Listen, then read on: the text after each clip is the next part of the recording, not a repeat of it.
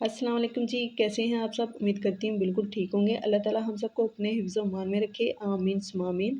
आज मैं बना रही हूँ जी आलू मटर पुलाव। ये सर्दियों के मौसम का एक ख़ास पुलाव है जो बेहद लज़ीज़ बनता है और तकरीबन हर घर में बनाया जाता है।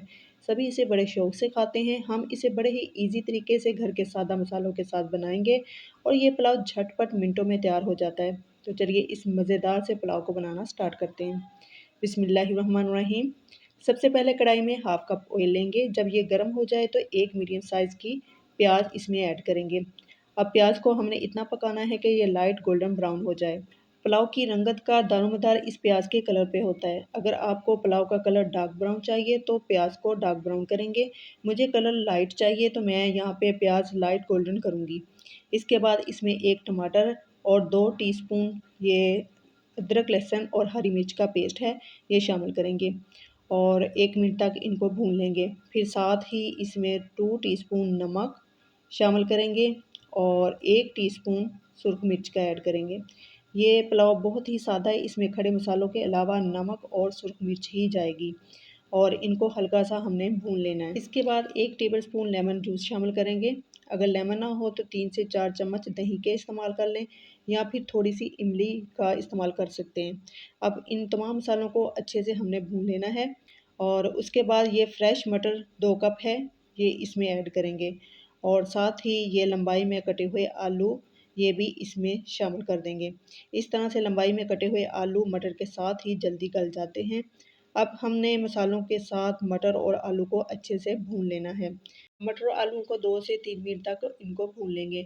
अच्छे मटर पुलाव के लिए मटर और आलूओं को तमाम मसालों के साथ 2 से 3 मिनट तक ज़रूर भूनें ताकि तमाम मसालों का फ्लेवर इनमें आ जाए। साथ ही इसमें साबुत गरम मसाला ये शामिल कर देंगे। इस तरह इसको भूनने से तकरीबन 20 से 30% तक ये पक जाएँगे। तो यहाँ पे 3 मिनट मैंने इनको अच्छे से भून लिया है। अब यहाँ पर इसमें 3 गिलास पानी शामिल करेंगे, मिक्स करेंगे और पानी के बॉयल आने का वेट करेंगे। इसको ऊपर से कवर कर देंगे ताकि पानी को जल्दी बॉयल आ जाए। तो अब यहाँ पे पानी को बॉयल आने लग गए हैं। अब हम इसके अंदर चावल ऐड करेंगे। तो ये 2 गिलास बासमती चावल हैं जिनको मैंने आधा घंटा पहले अच्छे से धोकर भिगो के रख दिया था। अब इसका पानी जो है वो रिमूव कर देंगे और चावल ऐड करेंगे। अच्छी तरह से इसको मिक्स करना है।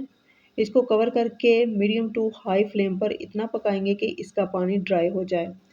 4 से 5 मिनट में पानी ड्राई हो जाएगा।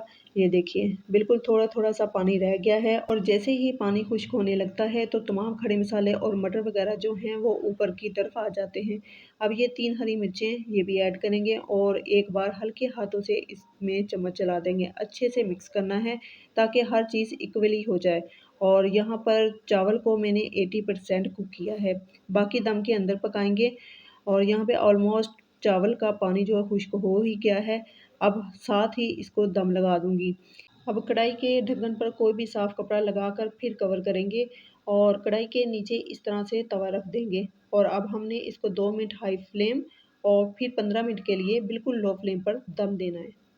तो अब हम चेक कर लेते हैं माशाल्लाह से बहुत ही अच्छी ज़बरदस्त सी खुशबू आ रही है चावलों में से और देखिए माशाल्लाह से कितना ये खिला-खिला सा हमारा ये आलू मटर पुलाव बन के तैयार हुआ है।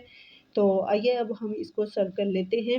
माशाल्लाह से ये सादा सा पुलाव बहुत ही बेहतरीन लगता है और इसके अंदर जो मटरों की मिठास होती है और चावलों में जो सॉल्टी मज़ेदार सा फ्लेवर होता है इसका तो कोई कॉम्बिनेशन ही नहीं है। ज़ायकेदार और बेहतरीन खुशबू से भरा हुआ ये आलू मटर पुलाव रेडी होता है। मैंने यहाँ पे सैलेड और पुदीने की दही की चटनी के साथ सर्व किया है। आप किसी भी चटनी या अचार के साथ भी सर्व कर सकते हैं। माशाल्लाह से ये हमारा बहुत ही मज़ेदार और खुशबूदार आलू मटर पुलाव रेडी हुआ है। तो आप ज़रूर ट्राई कीजिएगा इस रेसिपी को, बहुत ही ईज़ी रेसिपी है। अगर आपको मेरी रेसिपी पसंद आई है तो इसको लाइक, शेयर ज़रूर कीजिएगा और मेरे चैनल पर नए हैं तो मेरे चैनल को सब्सक्राइब कर दीजिएगा। मिलते हैं नेक्स्ट वीडियो में, तब तक के लिए अल्लाह हाफ़िज़।